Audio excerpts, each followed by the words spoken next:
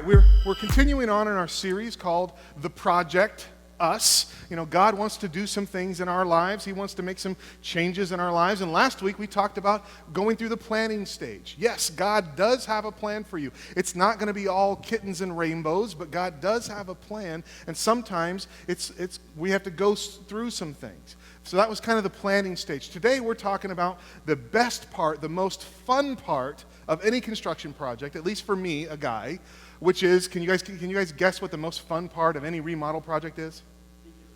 Demolition, right? The demolition. Demolition is fun, isn't it? I mean, we have fun with demolition. I want to tell you a story about a man that we grew up with. My sisters and I, they know the story of Lynn Wiggins. Lynn Wiggins is not a name I expect any of you to know because he was just a normal guy. He was a coal miner in the town of Paonia, Colorado. He was one of our next door neighbors in the little cul-de-sac that we lived in. But I got to tell you, Lynn Wiggins was about, I think he was about 5'4" tall. He was pretty short, but he was also about 5'4" wide. I mean, the guy was just massive. I mean, he was just built, and he was just his shoulders were so broad, and he was so thick, and he was very. Just give you an example.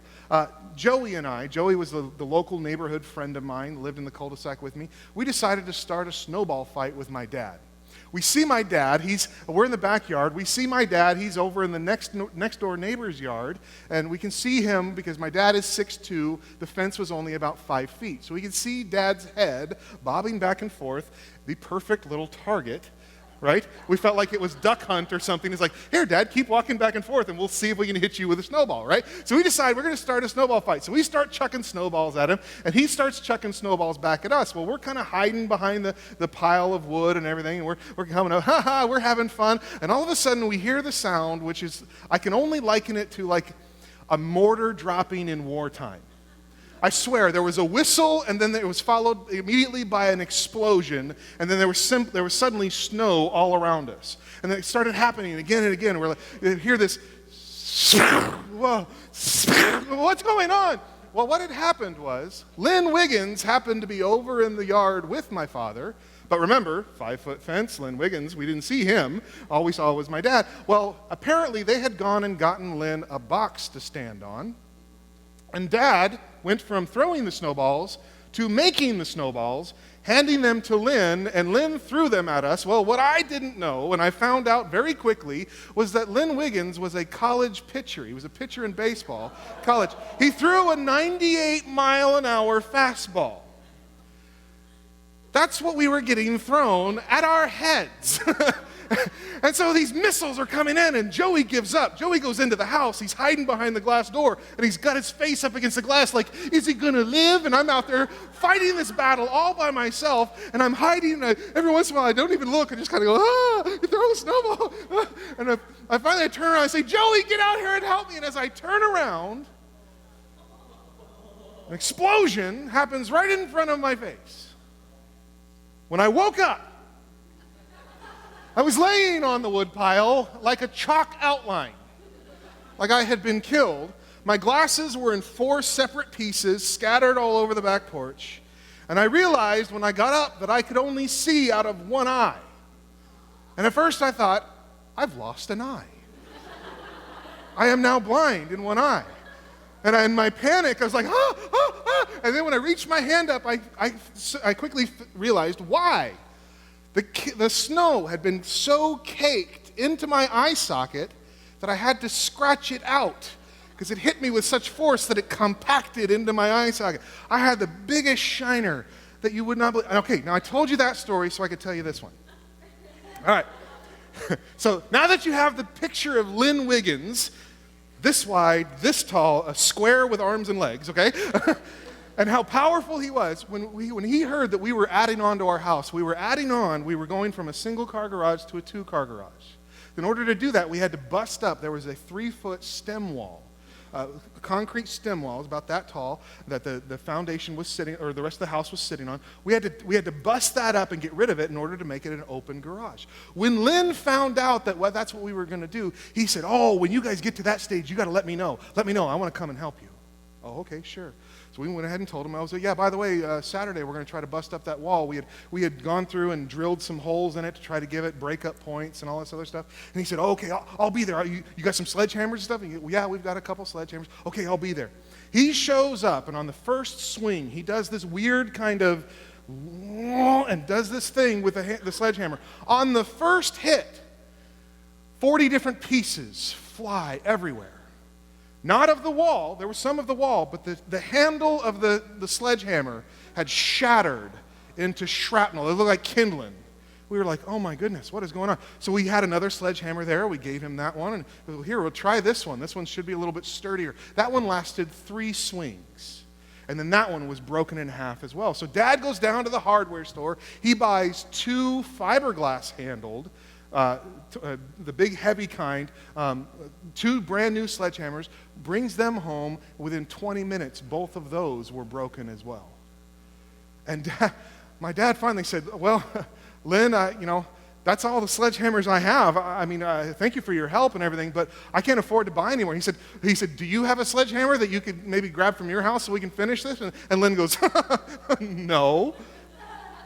I was like, really, why? He said, I'm not allowed to buy sledgehammers anymore. He said, they won't even let me use them at work. They're tired of replacing them. I was like, and my dad just kind of looked at him like, you owe me $17.50, buddy. I was like, but he loved demo. He loved destroying things, and then he loved to go away. And he said, at the end of that, he said, oh, well, thanks for giving me a good afternoon. See you later. And then he disappeared. We were there left to clean up the mess. Sometimes we can enjoy doing the demo, but what about if we're the project? Let's go back and think about this. If we're the project and God has plans for our lives, do you think it's all going to be perfect things and all good things? Or, depending on what you've done in your life before you gave your life to Christ, do you believe there might be some things in your life? There might be some things that you've built up through your own habits or through your own force of will, some things that exist in your life that in order for God to turn you into what He wants you to be, He may have to do a little bit of demolition in your life as well. That's what we're going to look at here this morning. Well, what are the tools of demolition? Well, we talked about the sledgehammer, but what other tools? There's other tools like, the big saws, or if you want to do a major project in the street, you're going to be using things like jackhammers or that sort of thing. If you want to do a major project, like if we wanted to knock down this whole building, we might bring in a wrecking ball or something like that. If you're going to bring down a high-rise, what do? You fill it with explosives and blow the thing up and let it fall down, that kind of thing. All demolition is destructive and messy. We need to understand that demolition is not a fun experience for the thing that is getting demolished, right? So we need to take a look at this and say, okay, well, what would be the reason for this? Why does God have to do demolition in our lives? I believe there's 3 main reasons why you would do demolition. Maybe you need to do a removal and replacement. I'll give you an example. We just recently redid our home life center. That used to be a welcome room or a choir room, and what we had to do in order to make it into the home life center is we had to bust down some walls. We had to remove some doors. We had to take down some sheetrock. We had to remove that which shouldn't be there so that we could replace it with the things that should be there. Okay, so sometimes you do a demolition project because you're going to remove and replace. Maybe you're going to replace it with the right kind of material. Maybe it wasn't built correctly in the first place, and so you're going to strip it down and you're going to build it back up in the right way. So maybe you're going to remove and replace. Maybe you're just going to do a relocation. Maybe you just need to reposition it. Maybe you walk it. Have you ever bought a house and you looked at the kitchen? You're like, I like the house, but boy, this kitchen is horrible. Whoever designed this kitchen, this is terrible.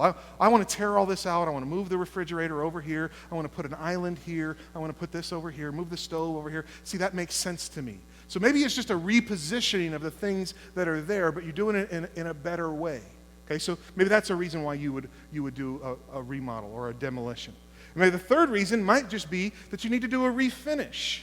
Maybe you need to refinish it. Maybe there's something has over time and over its use has developed some damage and some wear, and maybe you need to strip it down, get down to the core of it again, and then put a new surface, resurface it so that it becomes useful again to you. So those are some 3 reasons why we might have a remodel or a demolition project going on going on. So how do we see that in Scripture? I want to invite you to turn with me to Genesis. We're going to be in Genesis. We're going to start in chapter 37. Now, if you look in your bulletins there, it says that today's sermon is going to be Genesis chapter 37 through chapter 50. Now, some of you may have panicked a little bit and thought, wow, we're going to be here a long time. We're not going to preach through the whole thing. What we're going to do is, but that encapsulates the story of Joseph. I want us to look at the story of Joseph and see how God uses these times of demolition and rebuilding in his life to help Joseph become what God needs him to become. The first thing that we see in chapter 37, we see a little bit of removal and replacement. Look at 37 with me if you would. Look at there in verse 2. It says, "These are the records of the generations of Jacob. Joseph, when 17 years of age, was pasturing the flock with his brothers while he was still a youth, along with the sons of Bilhah and the sons of Zilpah, his father's wives. And Joseph brought back a bad report about them to their father. Now Israel loved Joseph more than all his sons, because he was the son of his old age, and he made him a vari-colored tunic." Remember the Joseph in the coat of many colors? Okay, his brothers saw that their father loved him more than all his brothers, and so they hated him and could not speak to him on friendly terms. Okay, so we begin to see this picture here. Here we have Joseph. He's one of the youngest of the brothers. It says that he was the son of Joseph's old age. So imagine a grandparent, if you will. A grandparent sees a young child a little bit differently than a parent does, don't they? Raise your hand in here if you're a grandparent. All right. Would you agree with the statement that you look at your grandchildren a little bit differently than you did your children? I remember when my wife and I first had kids, we quickly realized that if we ever wanted to get our faces in another family picture, we ought to have a baby in our hands. Because all of a sudden we didn't matter. It was all about the grandchildren. And the first couple of pictures that we took, I had like my daughter down here, and I was like, oh. And I quickly noticed when I looked at the pictures later that the picture was like from here down. I was just the vehicle by which the baby was being carried. I quickly learned that whenever my mother went to take a picture, I had to take the baby and go, cheese, just so I would get in the picture, right? Because I didn't care. Well, that's how it's kind of described here. The son of his old age. Jacob had a special place in his heart for Joseph. Now, was Joseph the perfect little angel? The perfect little child? He said, oh yes, I'm the favored one, but it's okay. I won't use that against you. Well, let's be a little bit realistic here. I mean, here, his brothers hated him. His brothers hated him. Let's see. Why did his brothers hate him? First of all, we see there in chapter 2, he's a bit of a rat, isn't he? Joseph came back from when he was shepherding with them, and he told on his brothers. He basically told on them he gave a report about what they were doing. Okay, so here's this little rat. He's the favored. He's the one that gets all the special treatment. And then to top all that off, what does he do? He has a couple of dreams. And in his dreams, all of his other brothers are bowing down to him. And he's the greatest of all, and these kind of things. Does that sound like somebody you would love to hang around with? He's obviously spoiled rotten. He's obviously a little full of himself because he doesn't mind going around. As a matter of fact, his own father even rebukes him and says, really, me and your mother are going to bow down to you as well? You need to stop this. Okay? It got so bad that his brothers plotted to kill him. Now, how many of you have ever been threatened with your life by a sibling? If I could... I can't get both of them. I'm the youngest of 3. I have 2 older sisters. Do you know how many? If I had a dime for every time one of them said, I'm going to kill you, I wouldn't have to be here. I'd be at the beach somewhere or something, right? I don't know how many of you have ever actually put a plot together? How many of you have ever actually planned it out and decided, oh, okay, here's how it's going to happen? Melissa, put your hand down. Good grief. But that's what happened, right? Not only, they weren't just kidding when they said, you know what, I hate that guy. I want to kill him, or I'm going to kill you, little brother. They actually put a plot together, and if it wasn't for one of his older brothers that finally said, you know what, guys, we can't do this, that's the only thing that saved his life. They planned to kill him. They planned to put blood on his coat and take that to his father and destroy him and hide the body. Well, the one brother says, no, let's not do that. Let's just put him in this pit for a while. He planned to come back and set him free. Well, while he was gone, another brother, Judah, said, hey, why should we do this for free? Let's make some money off this kid. And he sells him off into slavery. Okay, so he obviously, to get that kind of reaction from your family, I think sometimes we build up biblical characters as these saints their entire lives. Guys, let's be realistic about who Joseph was. In the beginning, Joseph probably had an arrogance problem. In the beginning, Joseph had an attitude that made him hated among his family, that caused his father to rebuke him, even though he was the favored one. In the beginning, God had to break some things down. He had to say, you know what? There's some character qualities I see here that I need to remove, and I need to replace them with something else. And in order to do that, he had to do something drastic in Joseph's life. He had to send him off to be a slave in Egypt, to teach him humility instead of arrogance, to teach him to have the right kind of attitude towards his position in life. So some things had to change in Moses or in Joseph's life. Then we go on to see. Okay, let's fast forward. Turn with me a couple of chapters.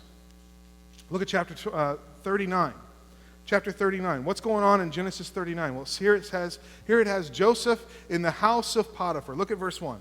Now Joseph had been taken down to Egypt, and Potiphar, an Egyptian officer of Pharaoh, the captain of the bodyguard, bought him from the Ishmaelites who had taken him down there. Now the Lord was with Joseph, so he became a successful man, and he was in the house of his master, the Egyptian.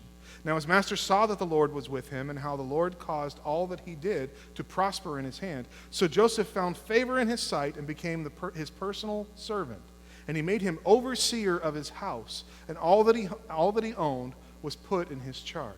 So here we have Joseph. He's been sold into slavery, but God is with him and God is blessing him. Even though he is still a slave, God is blessing him in that circumstance. So he's in the position of influence over the house of Potiphar. But is that God's ultimate plan for Joseph?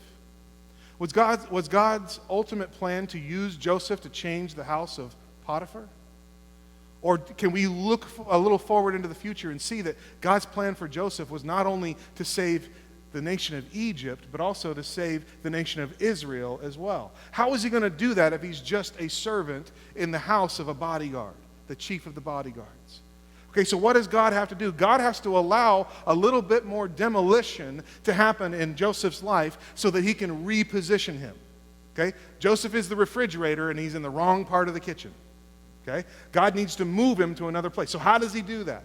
Well, Joseph's a young, good-looking guy. He's no longer 17. We're talking about a couple years later. He's a good-looking guy, and Potiphar's wife starts to realize, hey, that's a good-looking Hebrew there, and she starts coming on to him. And what happens? He refuses her. And so she sets him up and she frames him. She says, you have to come with me and come sleep with me. It's the whole, rich lady and the pool man, right? Okay? That's what's going on. And she says, come sleep. And he says no, but she grabs hold of his shirt, and what does he do? He does the whole thing that children, you've done this before. If somebody grabs your jacket, what do? You just kind of go limp and then run out of it. Right? And they're standing there holding it. Well, that's what he did. She's standing there holding his shirt, and he runs away. So what does she do? She's a little bit miffed, so she decides to frame him. She calls in the other men of the household. She says, look, he tried to come and lie with me, and then when I screamed, he dropped his shirt and ran. Look, I have the evidence. So what happens? When Potiphar comes home, he gets angry, and he throws Joseph into jail. He throws Joseph into jail. But here's a key point. Remember who Potiphar was? Who did Potiphar work directly for? The Pharaoh, right? The king of Egypt. He was one of his officials. So when Joseph was thrown into jail, he wasn't just thrown into any jail. He was thrown into a very specific jail. Look at what it says here. It says in verse 19 of chapter 39. Now when his master heard the words of his wife, which she spoke to him, saying, this is what your slave did to me, his anger burned. So Joseph's master took him and put him into the jail, the place where the king's prisoners were confined. And he was there in jail. Okay, so it's not just any jail, but Joseph was thrown into the king's jail where the king threw his prisoners. Now that's a very key point there. Because what do we see next? I'm going to summarize chapter 40 for you. What do we see next? Well, we see a cupbearer and a baker do something wrong, and they get thrown into prison. Now, what a cupbearer and a baker can do to get thrown into prison, I don't know. Maybe it's like, I said no more carrot cake. I don't know. But whatever it was, it made the Pharaoh mad because they got thrown into prison. And while they were in prison, Joseph had been in prison, and Joseph had, just like God had blessed him in the house of Potiphar, God was blessing Joseph in prison. The chief guards and the chief prisoners were impressed by Joseph and what his leadership skills were and that sort of thing. So before he knew it, he was kind of like the prisoner in charge of the prison. He was still in prison and wasn't allowed to leave, but he was kind of in charge of the workings of the prison by the time these guys get thrown in there. So the cupbearer and the baker get thrown into prison, and on one night they both have a dream. And the cupbearer begins to talk about, well, I had this dream. I don't know what it means. And Joseph says, well, tell me what the dream is. So the cupbearer tells him his dream, and Joseph says, oh, well, here's what your dream means. Your dream means that in 3 days, you're going to be reinstated. Pharaoh is going to lift your head up, and he's going to reinstate you to his throne room and back into his council, and you're going to get back to where you were, glory days renewed. Well, the baker is encouraged by this, and he says, oh, okay, well, that sounds like a good interpretation. Oh, here's my dream. And the baker tells him his dream, and Joseph says, well, Pharaoh is also going to lift your head up. Unfortunately, it's going to be from the gallows. In 3 days, you're going to be killed, and your body is going to be displayed for all to see. Now, again, I have no idea what the baker did to get a death sentence, but whatever it was, don't do it, right? Maybe he used too much baking soda or something. I don't know what it is, but whatever it was, the baker so what happens 3 days later? Sure enough, the cupbearer gets reinstated, and the baker goes to the gallows, and he is executed. Okay? And then the cupbearer, being back in the house of Pharaoh, forgets all about Joseph for 2 years. Joseph spends the next 2 years in prison for doing nothing wrong. 2 years. That's a long time. Sometimes I think we gloss over some of that stuff. Imagine if God called you and said, you know what? You're going to spend the next 2 years in a situation that you are going to hate. You're going to spend the next 2 years fighting a disease in a hospital. You're going to spend the next 2 years wrongfully accused of something. You're going to spend the next 2 years working for the worst boss in the world. But that's where I need you right now. That's where you need to be. That's where Joseph was. He spent 2 years in prison. Well, one night the Pharaoh himself had a dream. Pharaoh had a dream, and he gathered all his officials together, and he said, hey, I've had this dream, and I don't know what it means. And suddenly the cupbearer remembers.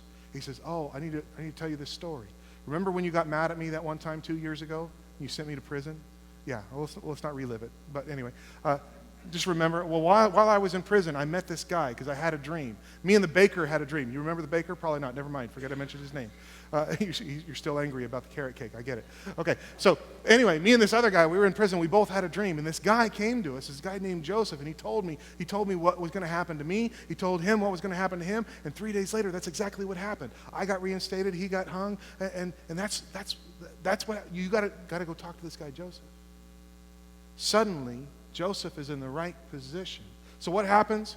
Pharaoh calls on Joseph. Joseph comes and interprets the Pharaoh's dream, and he gives Pharaoh the warning that he needs, that there's going to be a great famine in the land, and that if they spend the next 7 years, they can prepare for that famine if they do the right things. So what does Pharaoh do?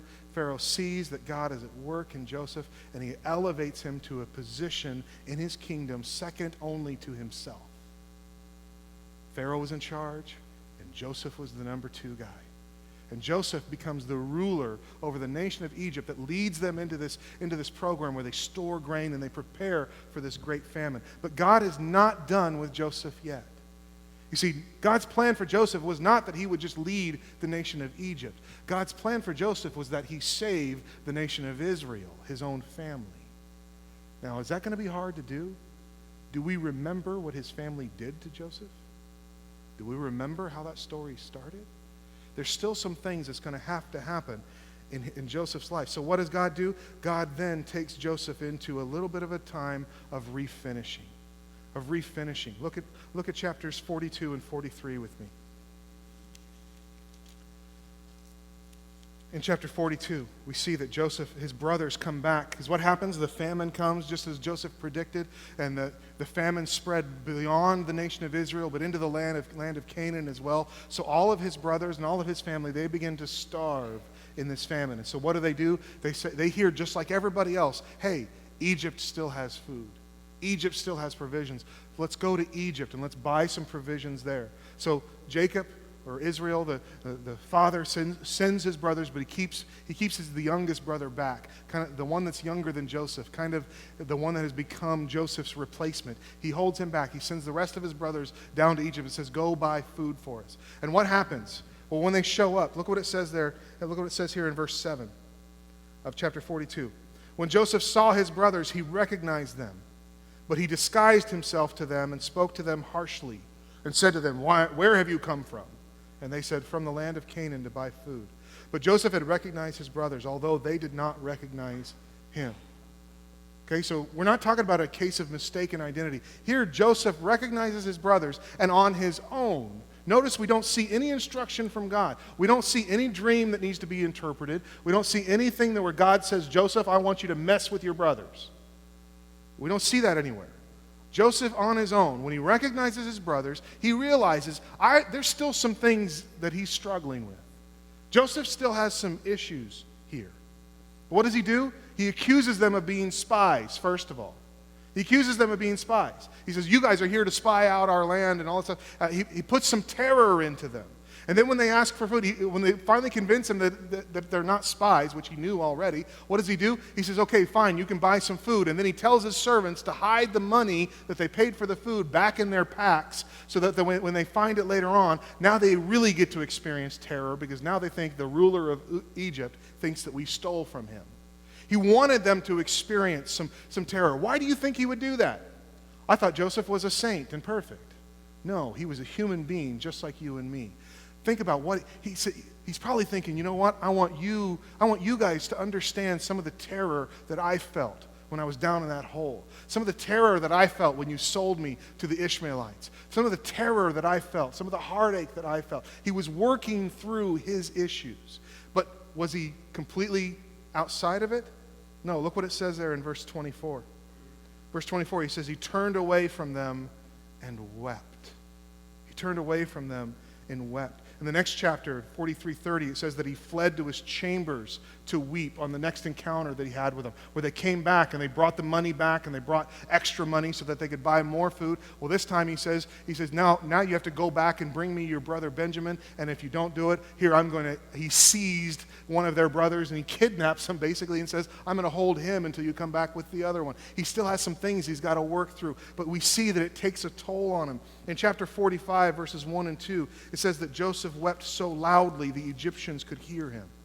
Look at chapter 45. It says, then Joseph could not control himself before all those who stood by him, and he cried, have everyone go out from me. So there was no man with him when Joseph made himself known to his brothers. And he wept so loudly that the Egyptians heard it, and the household of Pharaoh heard of it. This was this was a destructive thing in Joseph's life. He had to go through this. He still had all those marks and dings from how they had wronged him. He had been so scarred by that he was not useful to God yet. Because God wanted to use him to save the nation of Israel, but he couldn't do that in his current state.